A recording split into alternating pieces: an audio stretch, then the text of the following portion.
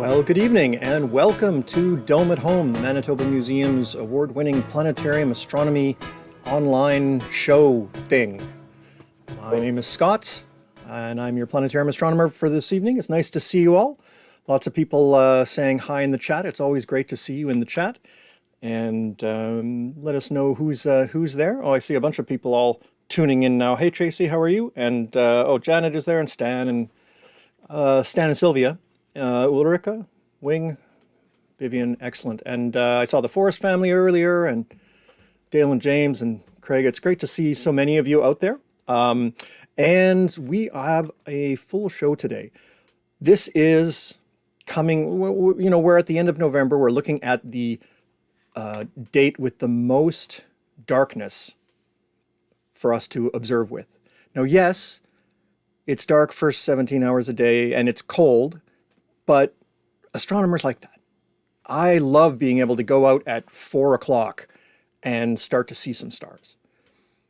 At least I tell myself that I like that. That's how I get through this time of the year. But, you know, everybody has their own ways of dealing with the dark and the cold.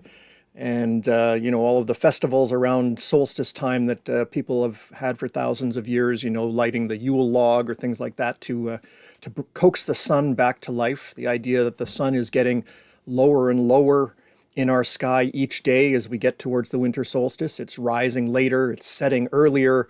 The darkness seems to be winning over the light. And so you have all these solstices and rituals, and you try and do whatever you can to make the sun return. And it always works because the sun always turns around, changes its mind, and starts coming back and giving us, you know, more light again, and we come towards spring. So does it work? You be the judge. But still, the idea is, you know, this is a time of celebration for most cultures around the world, and it's a great time to look at the sky. You just have to dress appropriate for the conditions. Now, we're based here in Winnipeg, Manitoba, Canada, on Treaty 1 territory. We know about winter. And so that's not too much of a problem. At least there's no bugs, so it's a great time to observe the sky. Let's see. Oh, hi, Kathy. Oh, from Kenora, Ontario, Kathy. Nice to have you join us. I'm going to have some questions for you about. I hear that there's a cool art exhibit at the Muse Art Gallery out in Kenora on space mission patches and stuff like that. Anyway, yeah. I'd love to talk to you about that. Drop me an email at space@manitobamuseum.com if you don't .ca if you don't mind, and I'd love to chat a little bit about that because I didn't get out to Kenora this year. Usually we get out there maybe once a year or whatever, but not this year. Farther east, Kim and Kevin from way out there in middle of nowhere, Ontario. That's great. Nice to see you guys. And Gia, nice to see you. Yeah, hoping we get clear skies again. So. Some of you know that I try to do a lot of astronomy, and whenever I take pictures with my telescope, it gets saved on the hard drive in a folder with dates. And so even if I wind up throwing away the pictures because they didn't turn out or I don't need them anymore and I've done whatever I wanted to do with them and made the final, I still keep the folders there as kind of a record of how many nights each month I got out and looked at the sky. And October, there were a few. November, there have been 0. Now, I think there has been a bit of clear sky in November, but not on dates that I was able to get out. And it's been pretty bad. I mean, November is always a bad month for us. But, you know, it's that kind of thing that you take what the weather gives you. All right.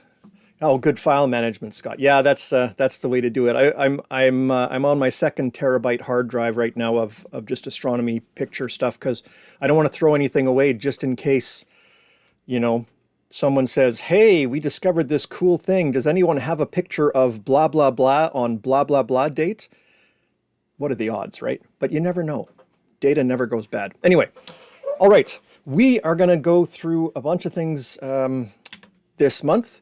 It's coming up to meteor shower season, as I like to say. There's a couple of really good meteor showers that happen at this time of the year. The Geminids in December, and then right after the new year, the Quadrantids. Actually, I see in the chat, Paul Gray is there. Hi, Paul. You're the guy that got me looking at the Quadrantid meteor shower. I remember you used to do that all the time, and I don't know if you still do the Quadrantids, but It's a great meteor shower to watch if the time works out right, because it's one of those meteor showers that is over and done in one day. So either you see it or you don't. Anyway, we'll talk about the meteor showers tonight. We're going to talk about Jupiter and the other planets that are in the sky, and we got a whole slew of cool space stuff to get into. So why don't we? Oh, and I have some contractual obligations that I have to go into here. I work at the Manitoba Museum, and right now our big main entrance is closed because they are putting in new accessibility ramps and new doors and new all sorts of things like that. So if you come and visit us, you can still park on the north side of the museum, but you have to walk around the side of the building to be able to actually get in. So we have this is Main Street here on the right, and across Main Street would be where City Hall is, for those of you that know Winnipeg. So you have to sort of walk down the street, and there's a ramp to get into the main building that's on the other side of the planetarium. There are stairs that are a little bit closer. So if you don't need a ramp all the way, you can take the stairs, but if you need the ramp, just go around the planetarium, and it's all cleared of snow and so on, so it should be pretty accessible for you. Why would you want to come? Well, we've got new planetarium shows. This is a fun winter show. It's called The Longest Night. Not the horror movie of the same name. It's a planetarium show. Great sort of storytelling, all about the time of the year and things like that. It's a wonderful little thing. It's not Christmas specific or Hanukkah specific or anything like that, but it's a cool sort of seasonal tale told with some puppets and planetarium magic. So that's opening on December 7th. And we're also currently featuring Aurora, which is, everybody knows the aurora. The best place to see it is in the sky. If you can't see it in the sky, the next best place to see it is in the planetarium. And so we can guarantee clear skies for that. So those are our two shows running. And come on down. Come and check us out. We also have the Pink Floyd Dark Side of the Moon 50th anniversary show. There are 2 shows left before the license expires. And one of them is actually right now. And the next one's on Saturday, but they have been sold out for weeks at this point, unfortunately. So if you didn't get a chance to see that one, I'm sorry. It's not going into the vault like they do at Disney. I'm actually going to go into the theater and delete the files because that's what we're required to do. You don't want to get Mr. Floyd angry with you. Okay, winter observing. The sky for winter is amazing. It's got the most bright stars of any season. That just so happens that the sky that we're pointed towards at night in the winter has more bright stars than any other season. This year we've got a whole bunch of bright planets as well. So it's actually, it's the darkest time of the year, but it's also the brightest sky of the year. And if you were to list the top 10 astronomical sights in the sky, I think most of them would be in the winter sky or winter adjacent at least. So this really is a great time to look at stuff in the sky. We are going to pop over to our friend Stellarium here. And I just have to get over to the chat just to make sure we're not missing anything. Let's see. Oh yeah, Kevin. We'll have to chat offline about how to deal with all of our image files, and you have more for backups. You say backup. What is this backup of which you speak? Okay, let's get into the sky. This is the sky today at 4 o'clock. Yes, the sun sets shortly after 4 o'clock in Winnipeg right now, and it doesn't take very long for things to get dark. By 5 o'clock, Venus becomes visible in the evening sky. You're looking over towards the southwest there. It's still fairly low in the sky. Here we've got a nice horizon, but if you've got trees or neighbors' houses or things like that, you might need to go to a park or at least to a corner or something like that where you've got a better view towards the south. We have a schoolyard nearby that I can get to and get a really good view of Venus. Brilliant. The brightest thing in the sky other than the sun and the moon. And it'll be over in that part of the sky pretty much constantly for the next Well, certainly throughout the rest of the year. So it'll be a very prominent evening thing. But just like the sun, it sets early. So if we fast forward another hour, it starts to get dark, but Venus is already down into the soup very near the horizon. But we start to see some of the other planets and constellations. Let me turn on our little constellation thing here. First thing I'd like to bring your attention to, if you go up above Venus, we can still see the summer triangle. The three bright stars, Vega, Deneb, and Altair. Here it is, end of November, and we can see the summer triangle.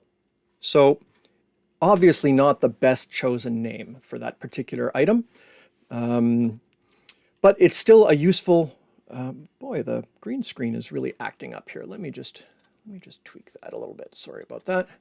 It's my winter complexion is really messing with the white balance, I think. Uh-oh. Okay. Well, I'm almost a severed head now. That's okay. Okay. Here we go. The Summer Triangle is still a very useful constellation. The Milky Way runs right through it, basically. And so if you can get away from city lights, that's a good place to start looking for the Milky Way, because the brightest part of it runs right through Cygnus, down through the Summer Triangle, and down towards the southern horizon there. If we go over towards the south part of the sky, we're starting to still see the fall constellations.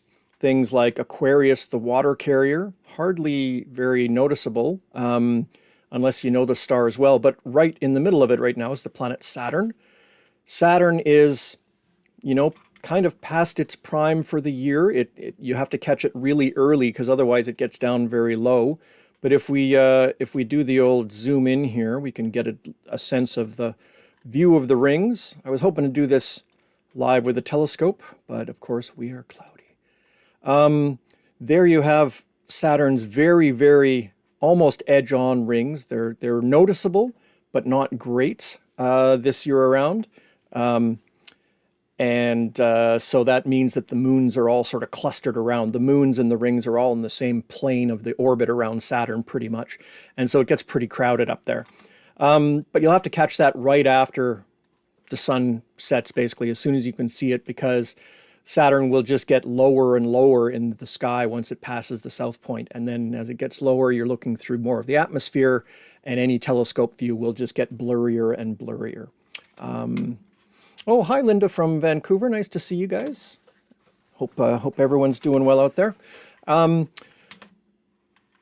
we've got Aquarius and Saturn. Up higher, we've got the centerpiece of the fall sky, the great square of Pegasus. These four stars represent Pegasus, the flying horse, flying across the sky. Sure they do. Let's see. Pegasus, the half of an upside-down horse flying across the sky. The square is quite noticeable, and just like the Summer Triangle is more useful than the constellations that make up it, the square of Pegasus is much more useful for finding your way around than the rest of the constellation. So it's a pretty good milestone, and right now, Saturn is basically straight down from the right-hand side of the square, so that gets you into the right spot. As we continue off towards the eastern sky, we're still seeing sort of the transition from fall constellations. There's a bunch of these fainter ones. This is Pisces, the fish. If anybody's a Pisces, that's your constellation. Aries, the ram. This is Aries, the ram, this little group here. And this is Triangulum. You can see they were running out of names for things. That one looks like a triangle. What should we call it? The triangle. This is Andromeda. Andromeda is one of the heroes in the movie Clash of the Titans. If you've seen either the old 80s version or the more modern remake, it's got, Perseus and Andromeda and Cassiopeia and Neptune and Cetus, the sea monster. All of those characters are all constellations. Andromeda is a cool one because in Andromeda we have a little fuzzy spot right up here. This is the Andromeda Galaxy. That is the most distant thing you can see with the unaided eye. It is, well, we've got the Milky Way going here. We're inside the Milky Way, which is a galaxy made up of a few 100 billion stars. The Andromeda Galaxy is a separate galaxy. Oh, and I don't have the picture turned on. Let's fix that. The Andromeda Galaxy is a whole nother galaxy. This is what our Milky Way would kind of look like from the outside, a huge spiral of stars. And so we can see this thing. It is 2.5 million light years away. That means the light has been traveling through space for 2.5 million years to get from its source all the way to your eyeball. So most distant thing that you can, in general, that can be seen with the unaided human eye, unless you have amazing vision. There might be a couple of other things, but still, for most people, that's it. This is a great time to see it because it is high up in the sky already in the evening, and then as the night progresses, it just sort of gets high up into the south and is almost overhead at a certain point.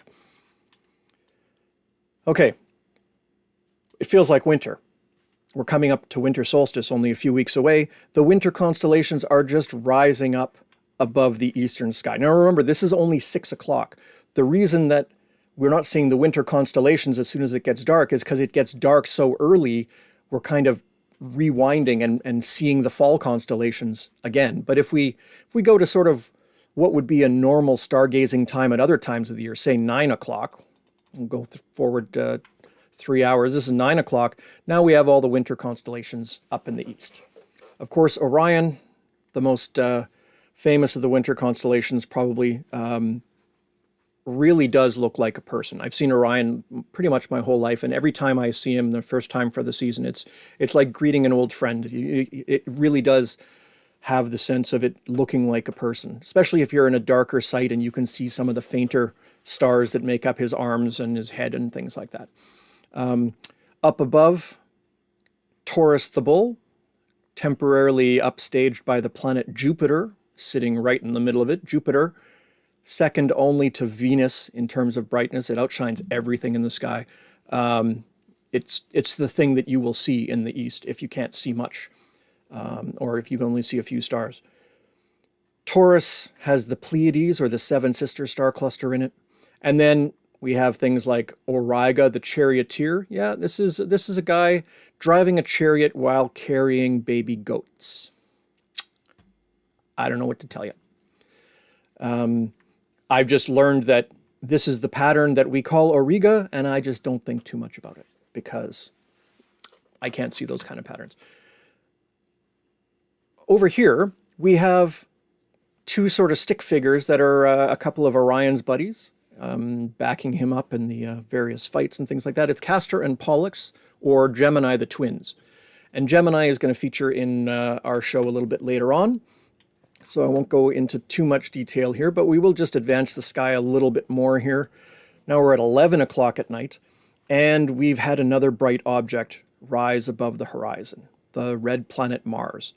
And hopefully the color comes through there, but it is in fact orangey red color. You can see it with your eyes. It's not red like a red laser pointer or something like that. Colors are much more subtle, but if you compare it to, other nearby stars like Castor and Pollux or Procyon over here, you'll see that it's kind of got a reddish glint to it. Mars and Jupiter are going to be the thing in the sky for the next few months. So this is sort of the best time for Jupiter, and then Mars comes in a month or so. But it's a great time if you have a telescope to check them out. Even a pair of binoculars will show Jupiter. And in fact, we've got some images of that. So let me just get ready over here. There we go. So Jupiter is probably the most reliable thing that you can look at with a telescope outside of the moon. I mean, the moon is so big and bright, and it's always, amazing to look at because you can see all the craters and things like that. The next thing I would say would be Jupiter. It's quite a bit smaller in the sky, so you have to magnify it more, but there's so much going on. First of all, it's a giant gas planet. There are some stripes of clouds across its surface, or across its cloud surface there. The great red spot is there sort of at about 3 o'clock, just inside the edge of Jupiter. And then there's little dots on either side of it. Those are the moons of Jupiter, and they move back and forth every few days or so as they orbit around at different speeds. So every time you look at them, they're in a different spot. And actually, you can even see them moving in real time if you catch them just when they're coming towards the edge of the planet, for example. They'll pass in front of the planet and then cast their shadow onto the disk. Or they'll pass behind the planet or into the planet's shadow, and over the course of a minute, they'll just fade out and disappear. Very, very dynamic, very cool, always worth looking at. And it's also an area where amateur astronomers are doing basically cutting-edge science. There's a spacecraft around Jupiter right now called Juno. And Juno flies around and it zooms in close and takes a bunch of close-ups, and then it zooms out so it doesn't get fried by the radiation that's around Jupiter, and then it sends the pictures back. Well, amateur astronomers using backyard telescopes are imaging Jupiter at the same time to provide the larger context of where those sort of close-up pictures belong, because the storms and the clouds on Jupiter are changing hour by hour. And so big telescopes like observatories or things like that, they can't spend every night, all night, just looking at Jupiter. They're doing a million different projects.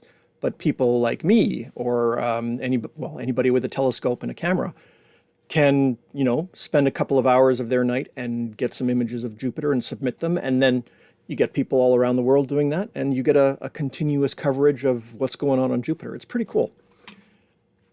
Okay, let me switch back over to Stellarium. There we go.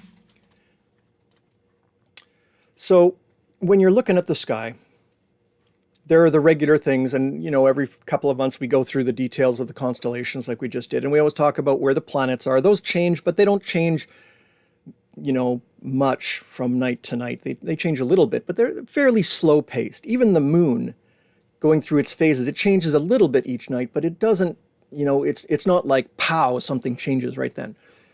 But there are times when things in the sky change instantly for only a brief moment or two. And they're not the kind of thing that you need to have equipment or telescopes or cameras to see. They're the kind of thing that you can just see with your unaided eye. These are meteors. And a meteor is basically a flash of light in the sky that looks like a shooting star, a falling star, or the common names. The official name is meteor. And they last for a second or two, and then they're gone. They're not really stars. They're not, if stars were actually falling onto the Earth, that would be a very bad thing, because stars are big and hot, and the Earth would vaporize. These are actually little pieces of dust. I meant to bring my salt shaker down from dinner so that I could give you a scale model, but I actually, luckily, I didn't dust the desk, and here, there's a little piece of dust on the end of my finger. Oh, the light is... Anyway, a tiny little grain of sand is hitting the atmosphere and vaporizing in our atmosphere effectively because of the friction. And we see that flash of light. Now that's happening dozens of kilometers above the surface. So how can we see something so small from so far away? Well, the secret is it's coming in at interplanetary speeds, tens of thousands of kilometers an hour. And so all of that energy basically goes to, or all that speed has to go down to zero essentially as soon as it hits the atmosphere because of the pressure of the atmosphere. And that all gets transmitted to heat, and it just vaporizes and it illuminates the atmosphere it's falling through, and you get a meteor. And they're beautiful to see, and they're totally random, and it's the kind of thing that if you blink, you'll miss it. I've been out many times, and someone says, "Oh, there's one," and they point behind me, and by the time I've turned around, it's too late. Like they're gone in a flash. Luckily, there are a few times that we can improve our chances of seeing meteors. And they're kind of related to this. This is a picture that Gia took we showed last month of comet Chuchinshan Atlas. That was a treat in the skies in October. You've got this beautiful bright nucleus with a long trail of material out behind it. These comets go around the sun and then they go back, and they, eventually they come back around or whatever, but they all have an orbital path. And that tail is basically material coming off of the comet. The comet is just, well, here's a close-up of one comet. It's basically a big ball of snow and ice with a bunch of dirt in it. Dirty snowball, or perhaps a snowy dirt ball. We're not quite sure of the percentages in all cases. But as the ice melts, the dirt just sort of floats off, and that's what we're seeing illuminated to make the tail. Well, that dirt doesn't disappear. It just gets left behind the comet in a trail. So there is this trail of dust going around the sun, and it just sort of stays there. And every time the comet comes by, it will spew fresh dust into that trail. And so that's the material that is out there. So if the Earth's orbit happens to go through that comet's orbit, we'll actually hit a whole bunch of dust all at the same time. Rather than sort of just the dust that's spread out throughout the solar system, we'll go through a interplanetary dust bunny, basically, and you'll get piles and piles of meteors on one night. And we call those meteor showers. Oops, this is out of order. There we go. This is an example of one of those objects that is leaving material behind. Now, I'll come back to that. But here you have the orbit of the object, and it's left a whole bunch of material in its wake, essentially. And then if I move my head, there we go. The orbit intersects the Earth's orbit at a certain point. And so when the Earth goes through that point every year, we go through the dust bunny and we get lots of meteors. We call that a meteor shower. This is the Geminids. It is the best meteor shower of the year. And it happens December 13th and 14th, give or take a few hours. And even when, like this year, the moon is in the sky, because the moon, it's light pollution, basically. It makes it hard to see faint things. Even when the moon is in the sky and conditions are not perfect, it's still the best meteor shower of the year for a bunch of reasons. So this is in a couple of weeks. So I'm hoping we get good clear skies for the Geminids. Now, one interesting thing about the Geminids is that its progenitor, its parent object, is not a comet. Well, not exactly a comet. It is an asteroid called Phaethon. It was discovered back in the 80s, and someone noticed that, hey, its orbit is exactly the same as the Geminid meteor shower particles. Up until that point, we couldn't find what was making the Geminids as recently as the 80s. It's like the meteor shower happens every December. We have no idea what's causing it. So this asteroid was discovered. We actually now think that Phaethon and a couple of other asteroids might have been splintered off from a larger object in the asteroid belt and spread around. And one of them just happens to now be in an orbit that crosses the Earth. And so there might be rubble attached with that is the cause of this.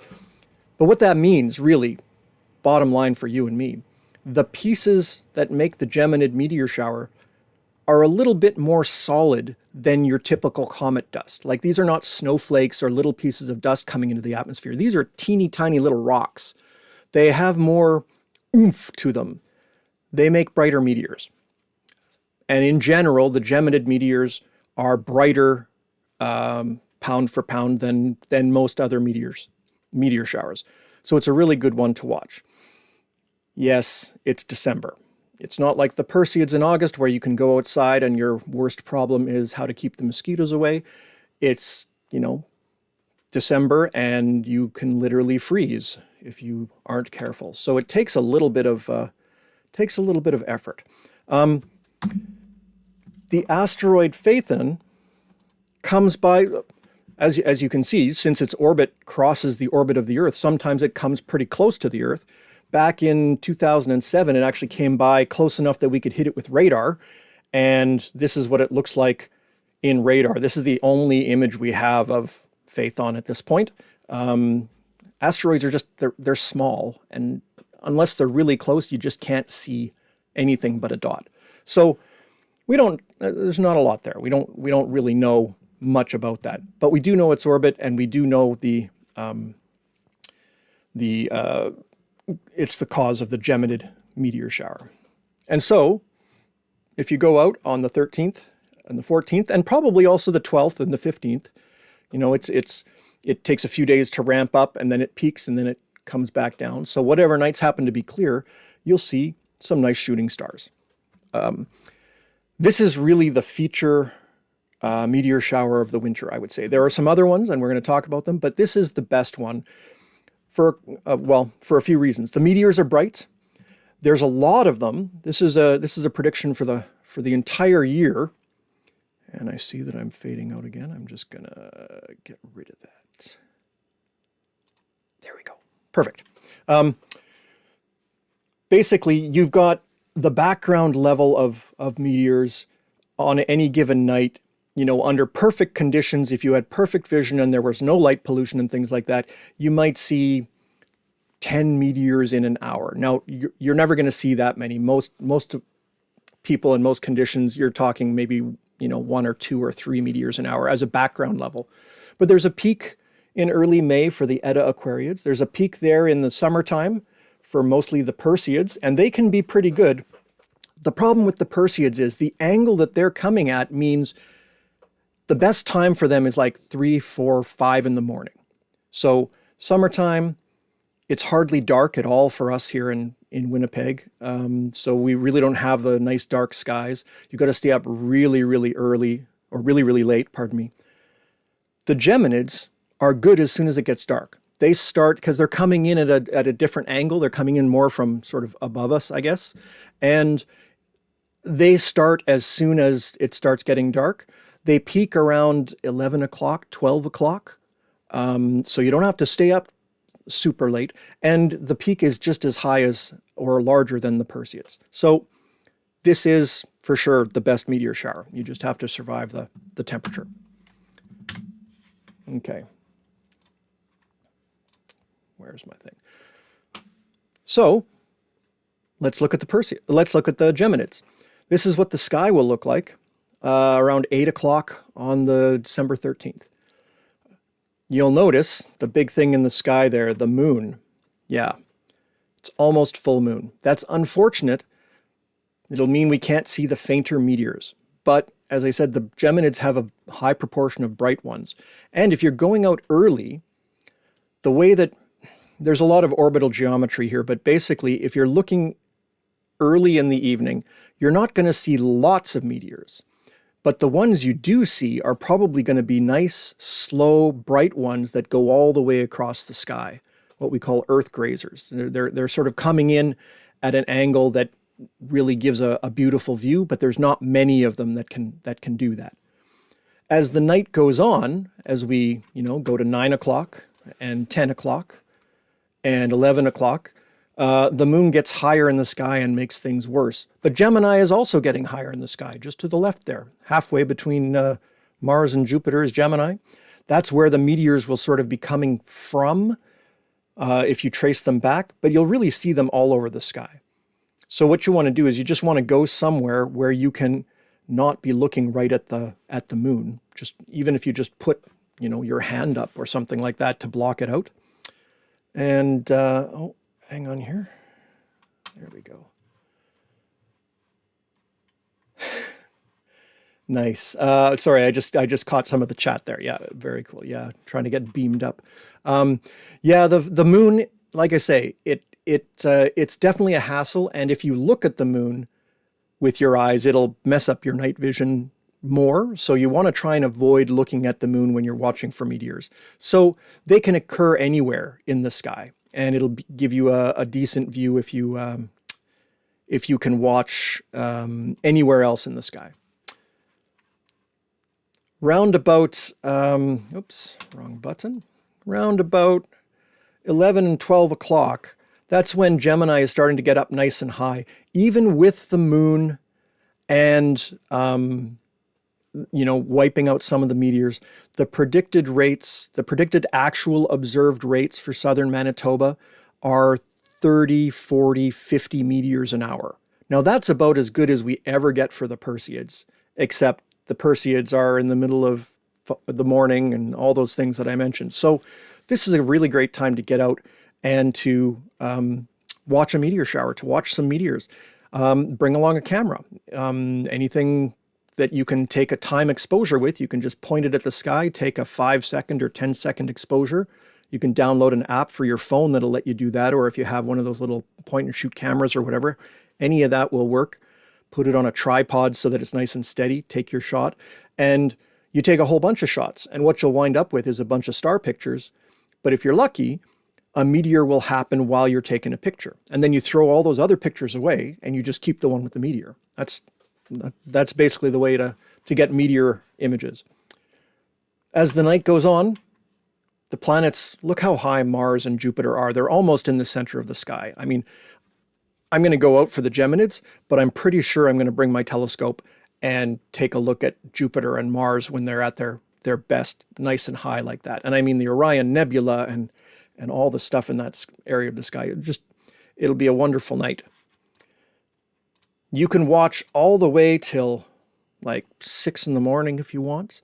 The rates will actually go down after about 1 in the morning because Gemini, where the things are radiating from, will set. And so we'll see fewer and fewer meteors. But still, it should be a pretty nice time. Best meteor shower of the year. If you want to get out and see shooting stars, this is absolutely the time to do it. Now, next year, the Geminids will be the same old Geminids, but the moon will not interfere to the same degree. So next year, the Geminids should be even better. And maybe instead of 30, 40, 50 meteors, we'll see 80, 90, 100 meteors per hour.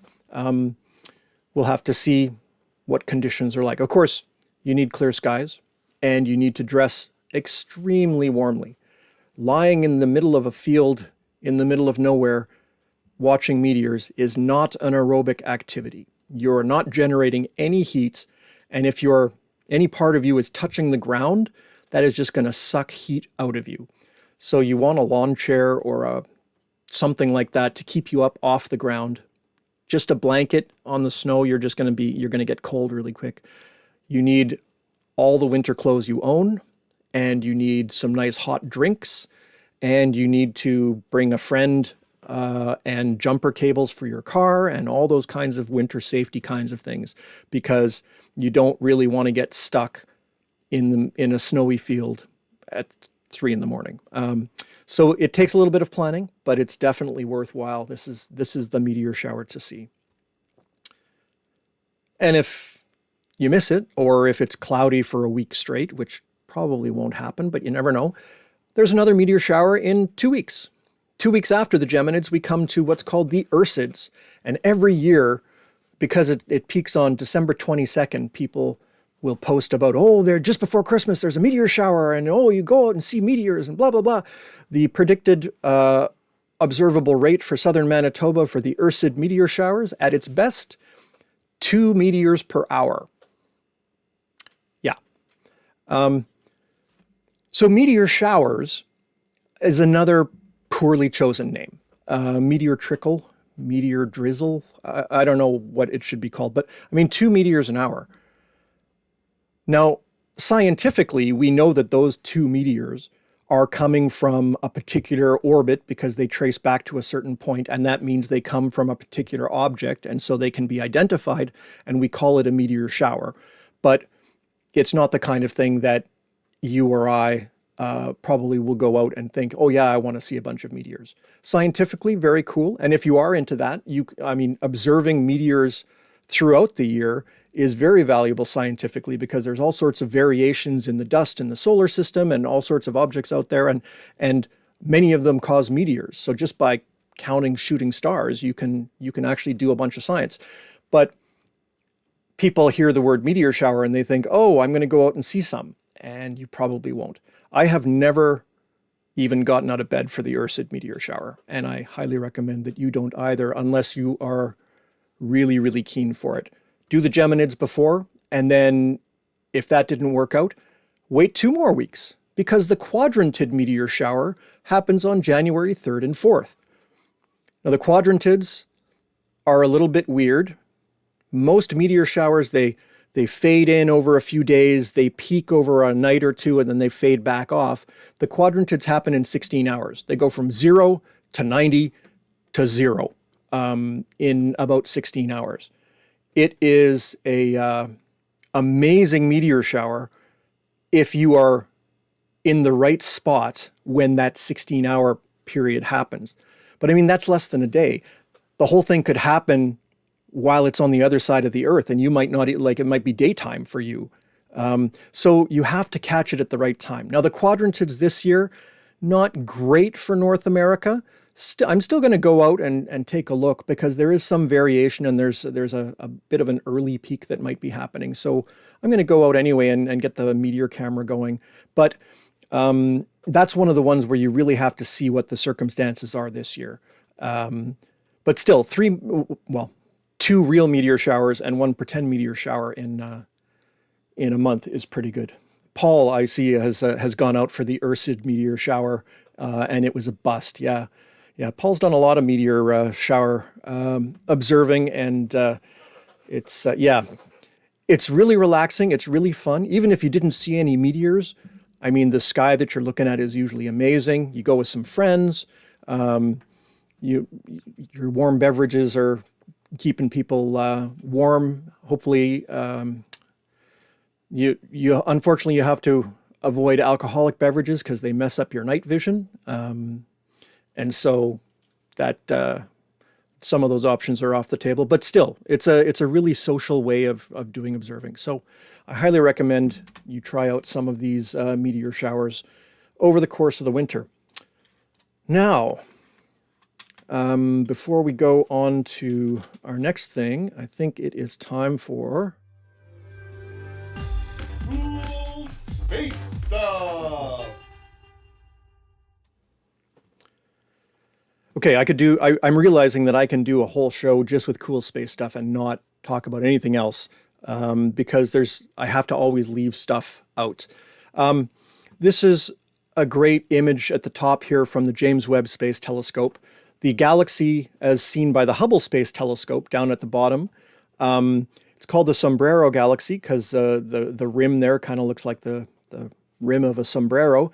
And you can see that there's the dark dust lane that the visible light of Hubble can't see through. And then there's this cloud in the middle that sort of, makes it hard to see. But James Webb, with its infrared view, pierces right through that, and you can see all the detail of the dust of the disk of the galaxy all the way to the core, and some interesting layers in there and stuff like that. It's just amazing to see. Every time James Webb Telescope releases an image, it's just jaw-dropping kind of stuff. And Canada, of course, a participant in that. So we've got a lot of scientific measurements coming from our instruments, and it's nice to be part of something big and cool like this. I like it. This came out just a day or two ago or so. So, as you might know, Mars has 2 moons, but they're not moons like every other planet. They are tiny. They're 20 kilometers across. Like they're asteroid sized. Now, Mars isn't a giant planet, so maybe smaller planets have smaller moons. Well, that doesn't seem to be the case. These have always been a little bit of a mystery, and we thought, well, maybe they're asteroids from the asteroid belt, which is just the next slot out from Mars, that just got captured or something like that. And we know that in the early history of the solar system, the planet's orbits weren't always like this. They moved in and out a little bit based on how the orbits were evolving and so on. There's now an idea that perhaps what has happened is there was a collision of particles around Mars. An asteroid came in and got so close to Mars that it was broken up into pieces, and then the pieces, as they swirled around, just started moving in all sorts of directions. There's a really cool animation on spaceflight now that shows this evolution. They did like a supercomputer simulation, and the particles just start going all over the place, and eventually 2 of them collide and disintegrate and make this disk, basically a ring around Mars, much like Saturn's, and then eventually settling out of that ring are these 2 moons, Phobos and Deimos, and they basically have been able to recreate Phobos and Deimos in the supercomputer from this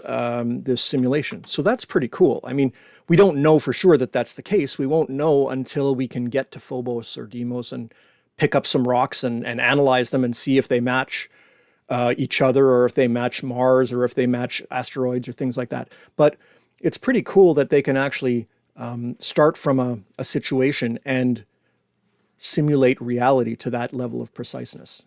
So that's a cool story. I want to follow this because I'd really like to see how close we get in terms of being able to trace back the evolution of these objects and figure out where they came from. Rockets, lots of them.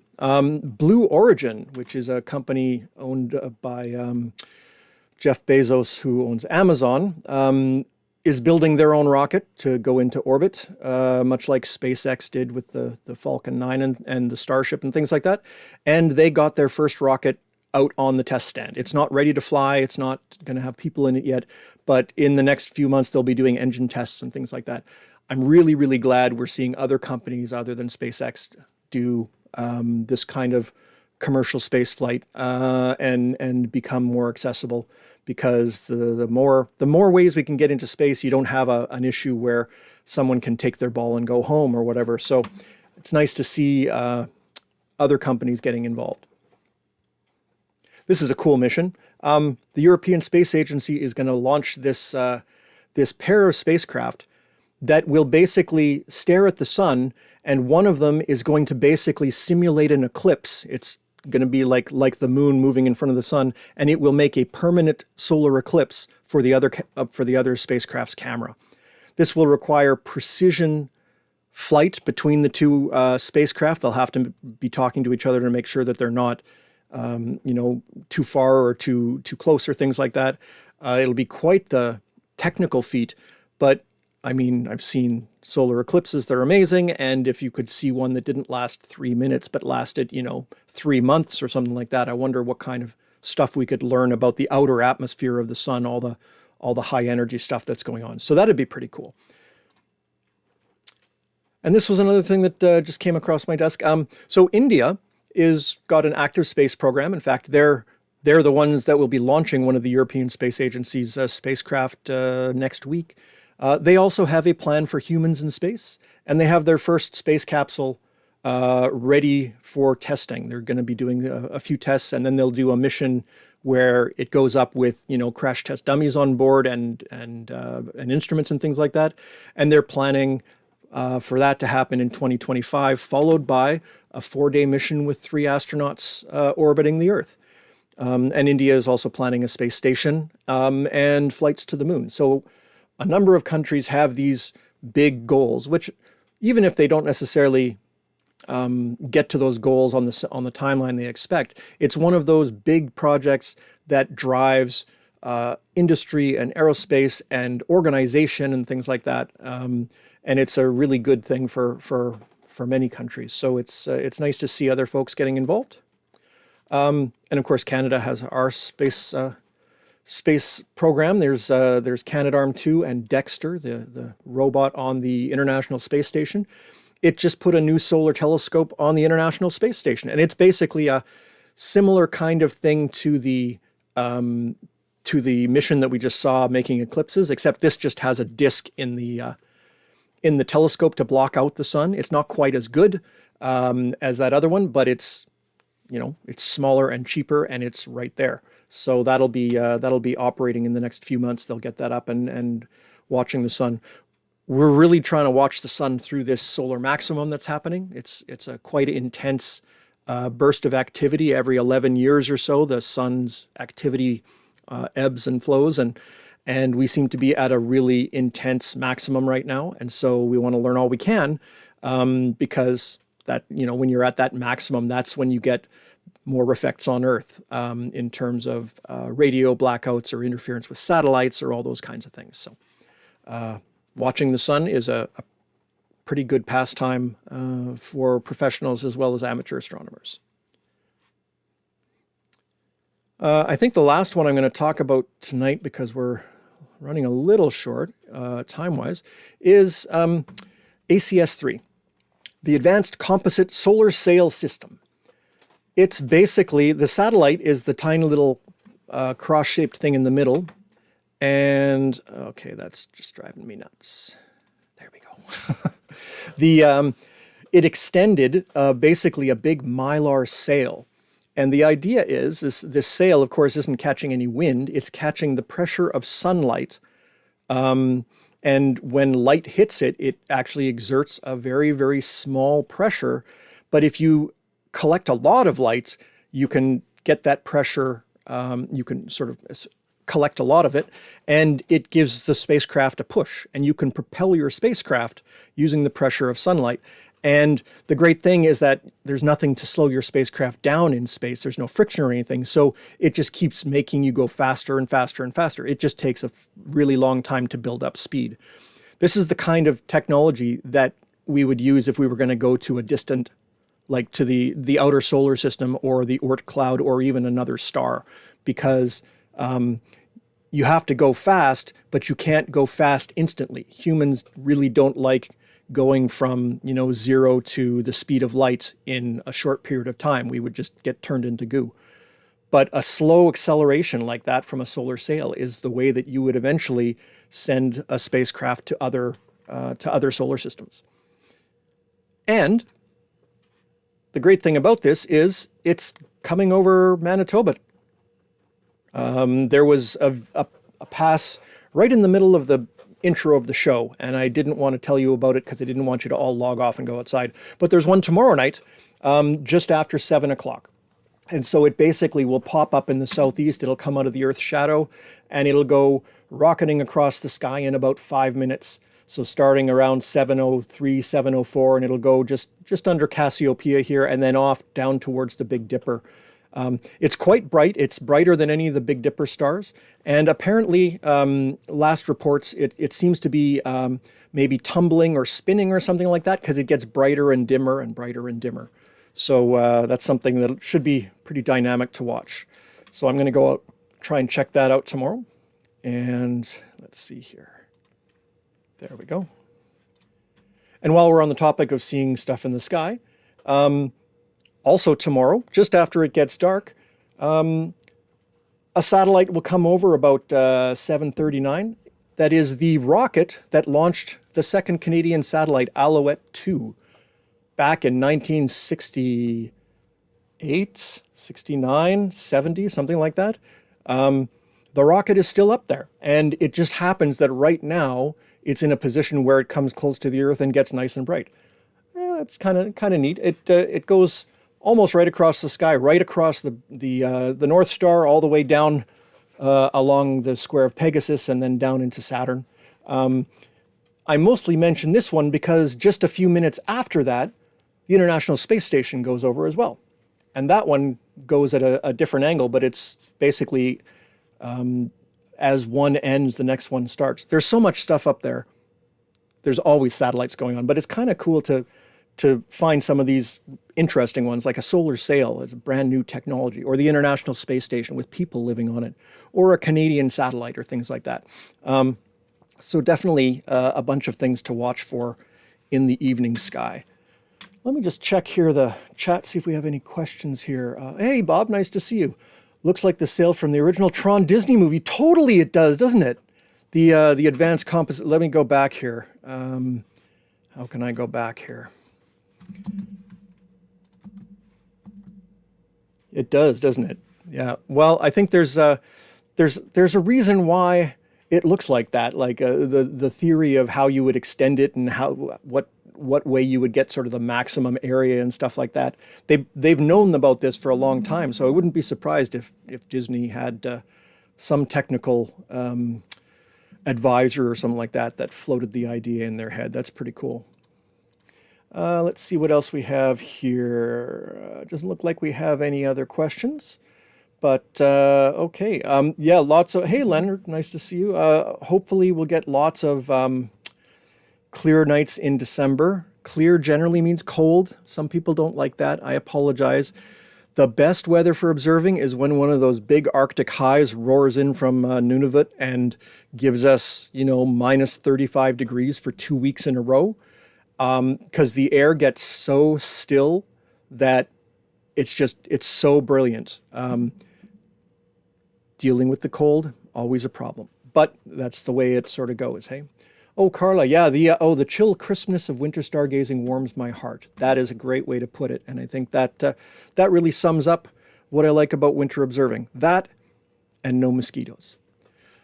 Well, thanks for watching, everybody. As always, you can send us your images. I'd love to see images or stories or things like that you've done for observing. You can hit us on the various social medias or space@manitobamuseum.ca. And we always love to hear from you. And also, if you have any questions, I've been answering a bunch of questions on what's the best telescope to get my significant other / child / parent for observing for winter holidays. So if you have questions like that, drop me a line. I'll be glad to help you out. We will be back for the Geminids. We will be doing a live stream on the night of the 13th, 14th. It won't start until a little bit later in the evening, but I'll get the details on that up fairly soon. It's nice to be out, and we may try a small group at Birds Hill again or something like that, just to get to a place where we can observe, in relative darkness close to the city. Last time we were there, we had some internet connectivity though, so I got to see if I can figure that out. Make sure we can broadcast properly. Have a great night, everybody. I hope you enjoy the winter skies. Have a great holiday season, whatever you celebrate. And we will be back the last Thursday of December with the next version of Dome at Home. Thanks again. Have a good night. We'll catch you soon.